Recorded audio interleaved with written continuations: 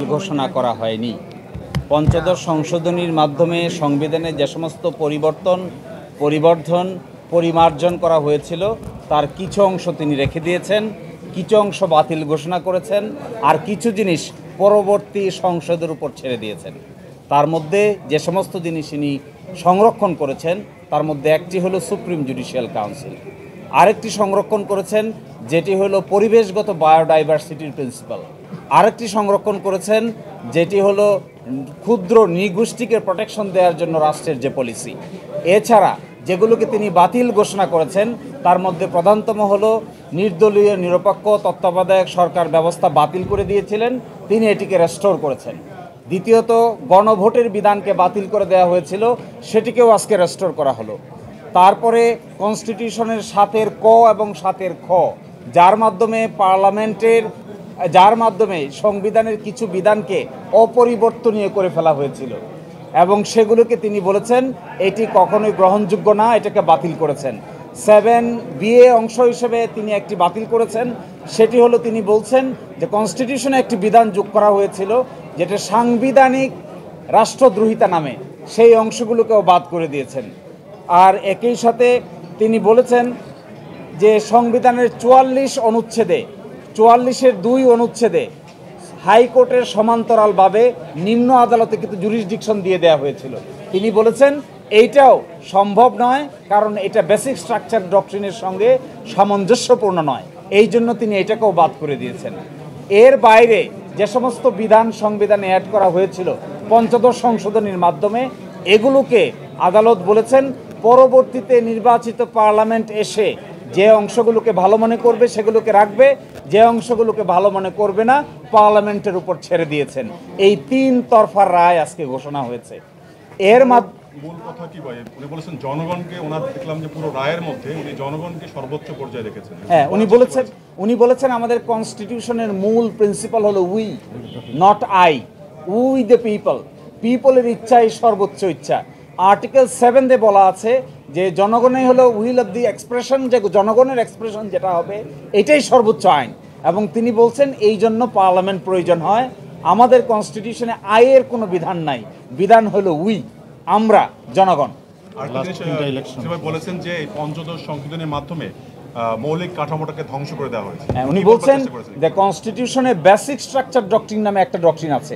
Basic structure doctrine হলো এমন doctrine যেগুলোকে পার্লামেন্ট চাইলেও কিছু বিষয়কে সংশোধন করতে পারবে না, পরিবর্তন করতে পারবে না। তিনি বলেছেন পঞ্চদশ সংশোধনীর মাধ্যমে এমন কিছু পরিবর্তন আনা হয়েছে যেখানে সংবিধানের যে ফেব্রিক, এই ফেব্রিককে নষ্ট করে দেওয়া হয়েছে। যেমন বলা হয়েছে এখানে যে 7-এর খতে যে এগুলো কোথাও চ্যালেঞ্জ করা যাবে না। তিনি বলছেন যে যদি সুপ্রিমেসি অফ দ্য কনস্টিটিউশন, দেশের সার্বভৌমত্ব বিনষ্ট হয়, তাহলে অবশ্যই এগুলোকে আদালতে প্রশ্ন উত্থাপন করা যাবে, এবং supreme court is the guardian of the constitution. Supreme কোর্টের দায়িত্ব হলো সংবিধান ব্যাখ্যা দেওয়া। পার্লামেন্টও যদি বলে যে সুপ্রিম কোর্ট ব্যাখ্যা দিতে পারবে না, তাহলে এটাও গ্রহণযোগ্য হবে না। এক্ষেত্রে তিনি বলছেন বেসিক স্ট্রাকচার ডক্ট্রিনকে ভায়োলেট করা হয়েছে, উইল অফ দ্য পিপলকে নেগেট করা হয়েছে। সবচাইতে ইম্পর্টেন্ট কথা বলছেন, গণতন্ত্র হলো আমাদের সংবিধানের মৌলিক কাঠামো, আর কেয়ারটেকার গভর্নমেন্ট বলছেন সংবিধানের মৌলিক কাঠামোতে রূপান্তরিত হয়েছে। কেন? কারণ কেয়ারটেকার গভর্নমেন্ট ছাড়া ফ্রি, ফেয়ার, ইম্পার্শিয়াল ইলেকশন করা যায় না, আর যেহেতু ফ্রি, ফেয়ার, ইম্পার্শিয়াল ইলেকশন করা যায় না, ডেমোক্রেসি এনশিওর করা যায় না। এই জন্য তিনি বলছেন caretaker government system is a basic structure of the constitution. 44 অনুচ্ছেদে কি বলেছেন? বাতিল করেছেন। 44 অনুচ্ছেদে 2তে যেটা বলেছেন সেটাকে বাতিল করেছেন। 44-এ 1 কিন্তু বহাল আছে। 2তে বলেছেন যে হাইকোর্টের কিছু পাওয়ার নিম্ন আদালতকে দেওয়া যাবে। তিনি বলছেন যে এটা সম্ভব নয়, কনস্টিটিউশনাল স্কিমে এটাকে অ্যালাউ করা হয় না।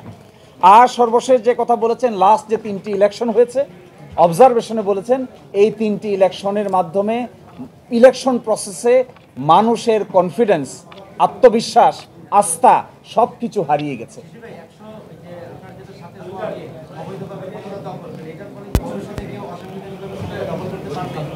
না না, এটা যে এই বিধানটা বাতিল হয়ে শুধু এইটা না, 7-এর কথা কিন্তু অন্য জিনিস আছে। 7-এর কথা বলা আছে এই অনুচ্ছেদ, অমুক অনুচ্ছেদকে কোনোভাবেই সংশোধন করা যাবে না। তো অমুক অনুচ্ছেদে যদি সংশোধন করা না যায়, তাহলে গণভোট পিপলের উইল, পিপল যদি মনে করে চেঞ্জ করবে তাহলে কোথায় যাবে? ভবিষ্যৎ এই জন্য এই ধরনের বিধান সংবিধানে রাখা যায় না, যেখানে বলা হয়ে থাকে যে পিপলের ক্ষমতা নাই চেঞ্জ করার। পিপলের যদি ক্ষমতা না থাকে চেঞ্জ করার, তাহলে democratic character of the state will be destroyed. Jamaat খুশি? এরা জামাত খুশি? এই রায়ের মাধ্যমে আদালতে যারা আর্গু করেছে কম বেশি সবাই খুশি, সাংবাদিকরাও খুশি।